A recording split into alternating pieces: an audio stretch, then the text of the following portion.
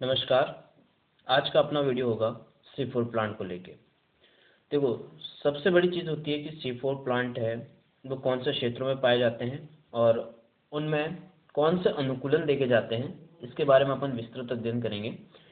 जैसे अपन ने last video में देखा था कि C3 प्लांट जो हैं वो शीतोष्ण क्षेत्रों में उपस्थित होते हैं और शीतोष्ण क्षेत्र में जब तापमान की बढ़ोतरी हो जाती है तो उसमें उनकी उत्पादकता को कम करने वाला एक विशेष चक्र फोटो रेस्पिरेशन चक्र उपस्थित होता है। अब दिक्कत यहाँ पर आती है, प्रॉब्लम यहाँ पर आती है, जैसे ये C4 प्लांट है। C4 प्लांट की अपन सबसे पहली बात करें तो ये कौन से आवास में उपस्थित होते हैं, तो ये होते हैं शुष्क उष्ण कटिबंधीय वातावरण के लिए क्या है, अनुकूलित है। अब ये पहली चीज तो ये उपस्थित होंगे कहाँ पर, शुष्क उष्ण कटिबंधीय क्षेत्रों में ये उपस्थित होते हैं, जहाँ का सामान्य तापमान कितना होता है, 25 से 40 डिग्री सेंटीग्रेड। अगर यहाँ पर इनमें विशेष अनुकूलन नहीं देखा जाएगा तो इनमें तो फोटो रेस्पिरेशन स्वाभाविक हो जाएगा और लगातार चलता रहेगा, जिससे इनकी उत्पादकता में क्या हो जाएगी, कमी हो जाएगी। तो ये C4 प्लांट क्या करते हैं, अपना एक अलग से जुगाड़ कर लेते हैं। उसके बारे में अपन देखेंगे कि इनमें ऐसा कौन सा अनुकूलन देखा जाता है जिससे इनमें फोटो रेस्पिरेशन या C2 साइकिल नहीं होती है और किस प्रकार नहीं होती है, उसके बारे में अपन पूरा सही से अध्ययन करेंगे। पहली चीज तो पहला अपना पॉइंट होता है कि ये जो C4 प्लांट है वो कहाँ पर उपस्थित होते हैं, शुष्क उष्ण कटिबंधीय क्षेत्रों में, बराबर, जहाँ का सामान्य तापमान कितना होता है, 25 से 40 डिग्री सेंटीग्रेड। हम कह सकते हैं कि ये जो C4 प्लांट है ये शुष्क उष्ण कटिबंधीय वातावरण के लिए क्या है, अनुकूलित है। पहला क्वेश्चन तो यहीं से उठ जाएगा कि C4 प्लांट किस वातावरण के लिए अनुकूलित है या कौन से एनवायरनमेंट में ये उपस्थित होते हैं, तो शुष्क उष्ण कटिबंधीय वातावरण में। दूसरा क्वेश्चन आता है एग्जाम में, ये सीधे क्वेश्चन देखने को मिल जाएंगे आपको कि इनके एग्जाम्पल से ये क्वेश्चन पूछ लेगा कि निम्न में से कौन से C4 प्लांट के एग्जाम्पल है। तो याद रखना, गन्ना हो गया, मक्का हो गया, सोरगम हो गया, अमरंथ, ये मेनली किसके हैं, C4 प्लांट के उदाहरण हैं। अब देखो, अपन ने बात करी थी कि C4 प्लांट में जो फोटो रेस्पिरेशन नहीं हो उसके लिए एक विशेष संरचना पाई जाती है। उस संरचना को अपन समझ सकते हैं जैसे पत्तियों, उनकी जो पत्तियां हैं उन पत्तियों में एक विशेष एनाटोमी पाई जाती है जिसे क्या कहते हैं, क्रेंज एनाटोमी कहते हैं। कौन सी एनाटोमी, क्रेंज एनाटोमी। अब क्रेंज एनाटोमी में क्या होता है, जैसे ये वेस्कुलर बंडल है, संवहन उत्तक है, जाइलम और फ्लोएम। देखो ये वेस्कुलर बंडल है और इन वेस्कुलर बंडल के चारों तरफ एक विशेष संरचना का क्या हो जाता है, आवरण हो जाता है, जिसे क्या कहते हैं, पूल आच्छादित कोशिका, या जिसे कहते हैं बंडल शीथ सेल। क्या कहेंगे, बंडल शीथ सेल कहेंगे। अब देखो, मेनली वाटर का जो ट्रांसफर होगा वो किससे होगा, वेस्कुलर बंडल से। तो ये C4 प्लांट क्या करते हैं कि उनको पता है कि यार अपने चारों तरफ एनवायरनमेंट ऐसा है, गर्म वातावरण है, और अगर अपन ने अपने में कोई अनुकूलन नहीं करा तो प्रॉब्लम आएगी कि जो अपन वाटर का जो एब्जॉर्प्शन करेंगे या वाटर का जो ट्रांसफर करेंगे वो तो सीधा वेपर या वाष्प में बदल के बाहर निकल जाएगा, तो हमारे लिए तो पानी की समस्या हो जाएगी। और वैसे भी जो उष्णकटिबंधीय क्षेत्र है वहाँ पर जल की थोड़ी समस्या रहती है। तो अब ये क्या करेंगे कि इनके वेस्कुलर बंडल के ऊपर कौन सी सेल पाई जाती है, पूल आच्छादित कोशिका, या जिसे कहते हैं बंडल शीथ सेल, बराबर। अब देखो, इन पत्तियों की क्रेंज एनाटोमी में वेस्कुलर बंडल और वेस्कुलर बंडल के चारों तरफ क्या है, पूल आच्छादित सेल हो गई। और देखो उसमें क्या होते हैं, अधिक क्लोरोप्लास्ट, फोटोसिंथेसिस की प्रोसेस के लिए क्या हो जाएंगे, अधिक क्लोरोप्लास्ट हो जाएंगे। इनकी भित्ति कैसी हो जाएगी, मोटी हो जाएगी, ताकि गैसों का क्या हो, लीकेज नहीं हो, बराबर। अब अपन बात करें कि ये जो C4 प्लांट है इनमें ये सब अनुकूलन कैसे देखे गए और उनके विशेष लक्षण के बारे में। देखो, C4 प्लांट की जो उत्पादकता क्या होती है, अधिक होती है। C4 प्लांट की उत्पादकता क्या होती है, अधिक होती है। ये उच्च तापमान पर क्या दर्शाते हैं, अनुकूलन दर्शाते हैं। वाष्पोत्सर्जन की हानि क्या होती है, कम। देखो यहाँ पर वेस्कुलर बंडल है, वेस्कुलर बंडल के चारों तरफ क्या है, बंडल शीथ सेल, तो यहाँ पर क्या होगी, वाष्पोत्सर्जन या वेपोरेशन क्या होगा, कम होगा। अब ये जो प्लांट है ये उच्च लवणता, अगर हाई साल्ट की जो मात्रा है वो अगर हाई हो जाए तो उच्च लवणता पर भी क्या है, ये अनुकूलित है। अब अपन बात करें तो ये C4 प्लांट में प्रकाश शोषण नहीं होता, उसका मेनली कारण क्या है? देखो, पहला कारण तो होता है कि ये जो C4 प्लांट है उनमें क्लोरोप्लास्ट की संख्या क्या होती है, अधिक होती है। क्वेश्चन आ सकता है, स्टेटमेंट का क्वेश्चन आ सकता है कि C4 प्लांट में प्रकाश शोषण नहीं होने का कारण क्या है।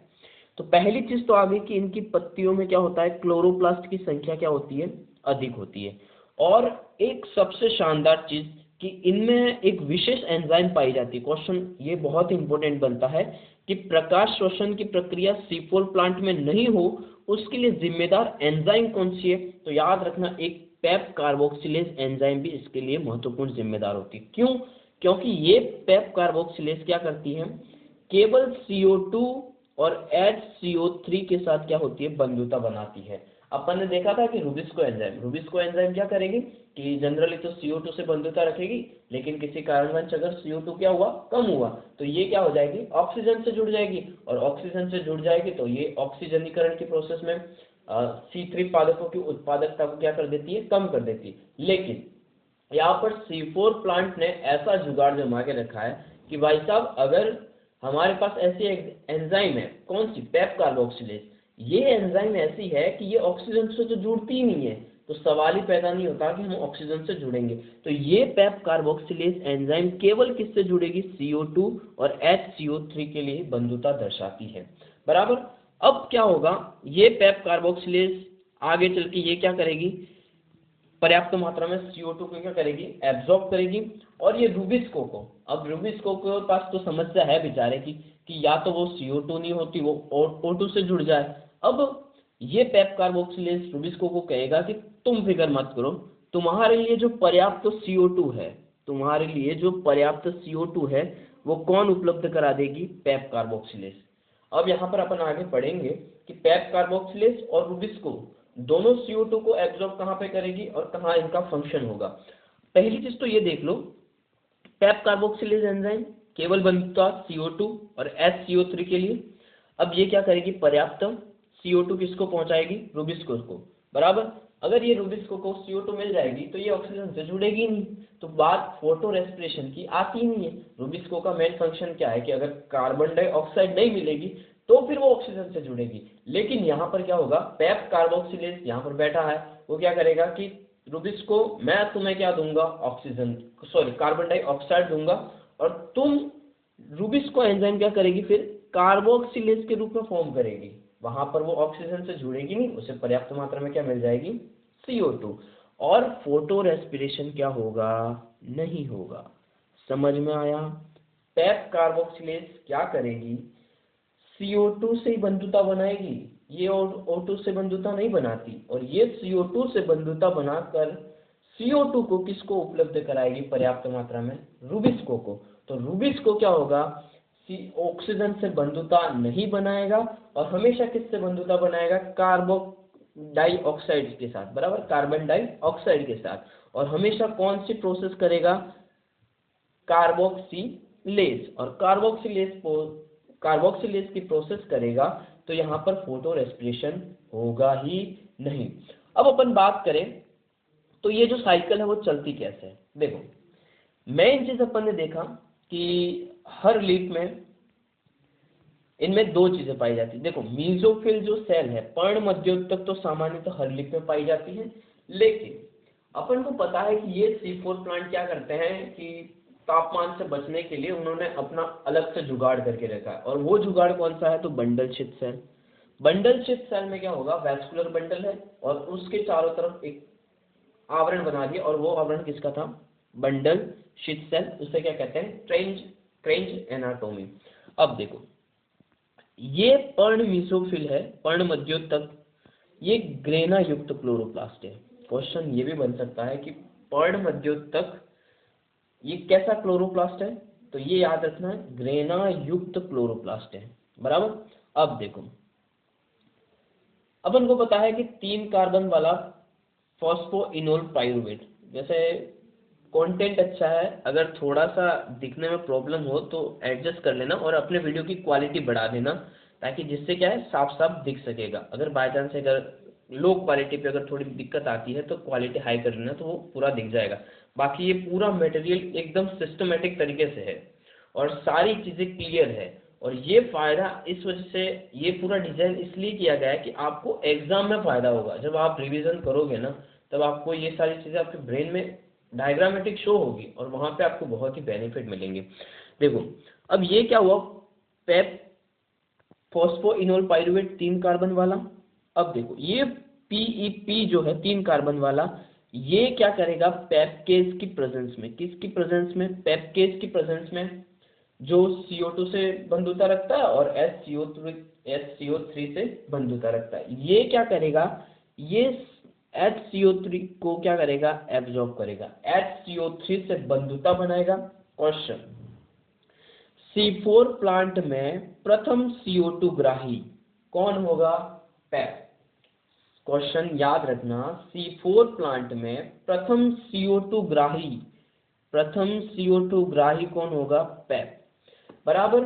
और क्वेश्चन दूसरा आएगा कि C4 प्लांट में प्रथम उत्पाद, तो C4 प्लांट में प्रथम उत्पाद क्या होगा, 4 कार्बन वाला ऑक्जेलो एसिटिक एसिड। C4 प्लांट में प्रथम उत्पाद क्या होगा, 4 कार्बन वाला ऑक्जेलो एसिटिक एसिड, बराबर। और ये कौन से भाग में होगा, तो पर्ण मध्योत्तक में। यहाँ पर क्वेश्चन ये भी आएगा कि C4 प्लांट में पर्ण मध्योत्तक में प्रथम CO2 ग्राही कौन होता है, पेप फॉस्फोइनोल पाइरुवेट, और प्रथम स्थायी उत्पाद क्या होता है, ऑक्जेलो एसिटिक एसिड। अब देखो ये ऑक्जेलो एसिटिक एसिड किसमें, मेलेट और एस्पार्टेट। यहाँ पर मैंने M और A लिखा है, वैसे याद रखना M का मतलब होता है मेलेट और A का मतलब होता है एस्पार्टेट, बराबर। ये मेलेट और एस्पार्टेट आगे किस में जाएंगे, बंडल छिद सेल में। कहाँ पर जाएंगे, बंडल छिद सेल में। अब देखो ये बंडल छिद सेल में जैसे गए तो यहाँ पर इनमें क्या हो जाएगा, डी कार्बोक्सिलेशन। याद रखना कि क्वेश्चन पूछ सकता है कि C4 प्लांट में डी कार्बोक्सिलेशन की प्रक्रिया कितने पदों में होती है, तो एक पद। कौन सा, मेलेट और एस्पार्टेट से एक CO2 क्या हो जाएगी, बाहर निकल जाएगी। मेलेट और एस्पार्टेट से एक CO2 बाहर निकल जाएगी। और ये CO2 जैसे ही बाहर निकलेगी तो ये किसके पास जाएगी, कि रुबिस्को के पास। अब ऑक्जेलो एसिटिक एसिड किसमें, मेलेट एस्पार्टेट में बदला, मेलेट एस्पार्टेट से। अब ये मेलेट एस्पार्टेट बंडल छिद सेल में, कहां पर, बंडल छिद सेल में एक CO2 को किसको दे देगा, रुबिस्को को। और रुबिस्को को कहेगा कि रुबिस्को ये लो तुम CO2 और अब से तुम ऑक्सीजन के साथ बंधुता बनाना मत। और यहाँ पर क्या देखा जाएगा, केल्विन चक्र। कौन सा चक्र देखा जाएगा, केल्विन चक्र। और केल्विन चक्र में याद रखना कार्बोक्सिलेशन, और कार्बोक्सिलेशन प्रोसेस में क्या बनेगा, 3 ATP और 2 NADPHH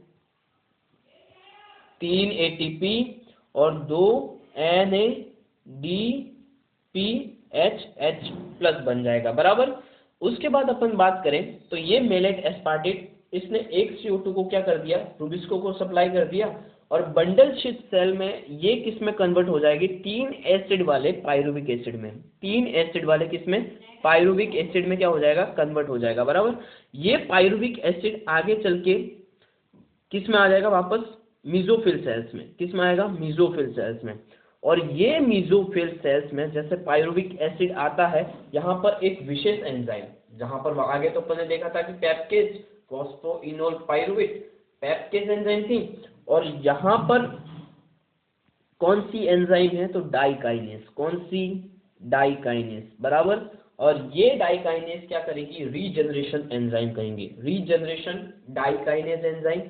ये पाइरुविक एसिड को वापस किस में कन्वर्ट कर देगी, फॉस्फोइनोल पाइरुवेट में। किस में कन्वर्ट कर देगी, फॉस्फोइनोल पाइरुवेट में, बराबर। अब याद रखना ये डाइकाइनेस एंजाइम, देखो एक चीज आती है कि अपन ने देखा कि उच्च तापमान पर एंजाइम क्या हो जाएगी, निष्क्रिय हो जाएगी।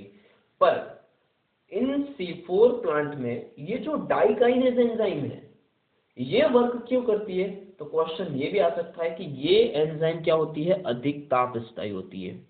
ये बहुत ही अच्छा पॉइंट है कि C4 प्लांट में अधिक ताप स्थायी एंजाइम कौन सी है, तो डाइकाइनेस। और ये डाइकाइनेस किसका यूज करेगी, याद रखना, पायरुविक एसिड से किसमें कन्वर्ट करना है, फॉस्फोइनोल पायरुवेट 3 कार्बन वाला। तो यहाँ पर ये एटीपी से किसमें कन्वर्ट होगा, एएमपी। एटीपी किसमें कन्वर्ट होगा, एएमपी।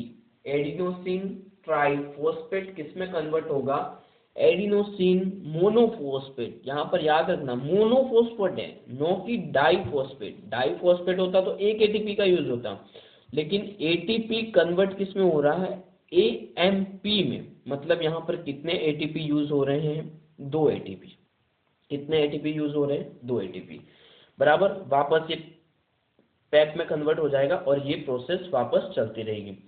अब अपन आगे बात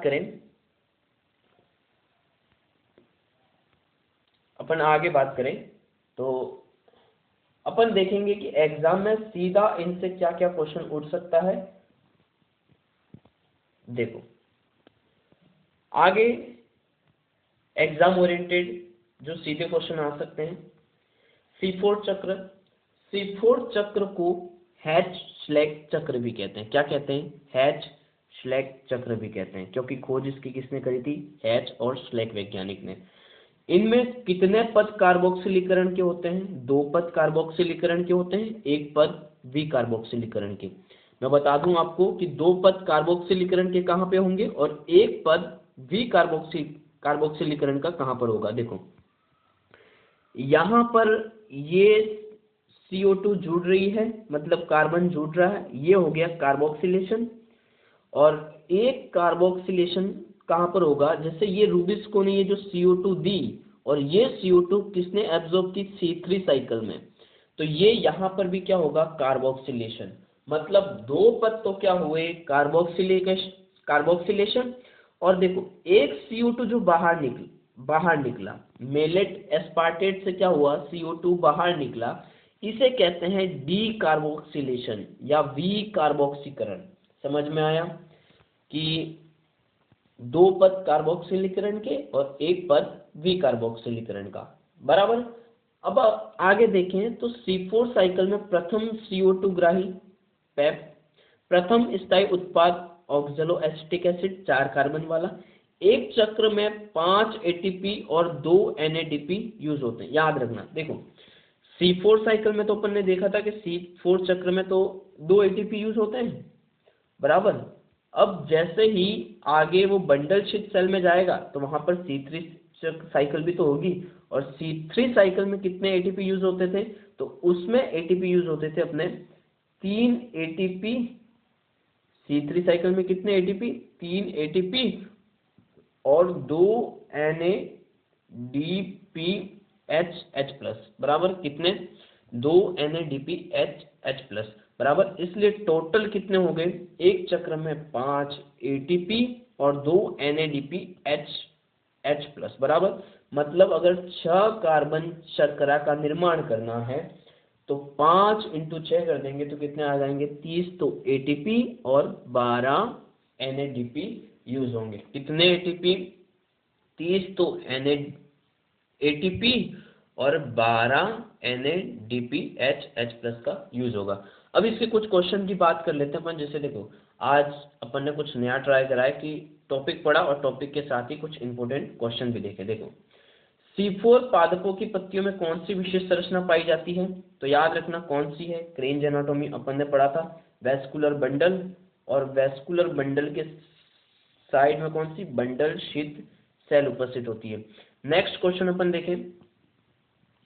देखो C4 पादपों में पहला स्थिर उत्पाद कौन सा बनता है, ऑक्सैलो एसिटिक एसिड 4 कार्बन वाला। ये याद रखना 4 कार्बन वाला, इसलिए इसे क्या कहते हैं, C4 साइकिल कहते हैं। इसके बाद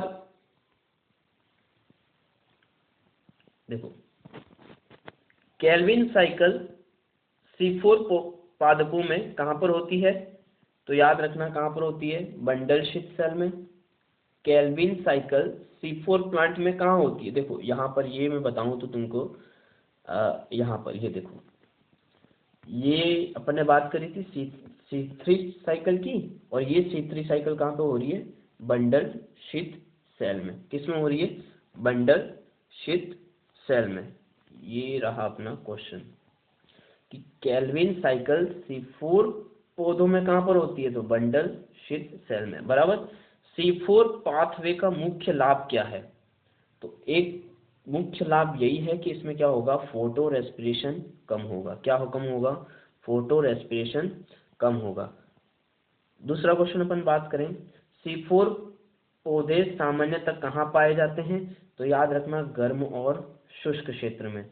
निम्न में से कौन सा C4 पौधे का उदाहरण है? तो याद रखना कौन सा है? मक्का। इसी के साथ अपना वीडियो पूर्ण होता है और ये C4 प्लांट और C4 साइकिल कंप्लीट होती है। पढ़ते रहिए, मस्त रहिए, स्वस्थ रहिए और ऐसे ही अपनी तैयारी को बेहतर करते रहिए। धन्यवाद।